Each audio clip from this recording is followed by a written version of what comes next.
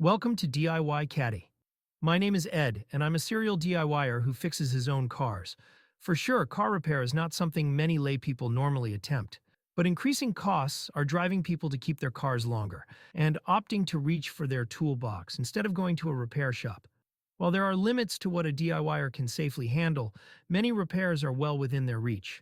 But before reaching for a ratchet, most jobs require researching for parts, tools, specs, and repair procedures.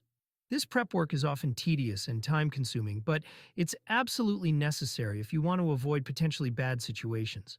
Sifting through the internet's information jungle to find what you're looking for can be very difficult to navigate. I've completed dozens of repairs ranging from brake jobs to even an engine rebuild. While doing this, I've come to learn a wealth of insights. I kept comprehensive records for every repair, task logs, how-to videos, details of every part and tool purchased, and more. My goal for DIYCaddie is to share my experiences with other DIYers. What you'll find here is a collection of insightful details on buying parts and tools, how to avoid common pitfalls, and dealing with unexpected issues. I'll be posting new videos as fast as I can, so please check back often. Thanks for watching, and please remember to like the videos if you find them helpful and subscribe to the channel.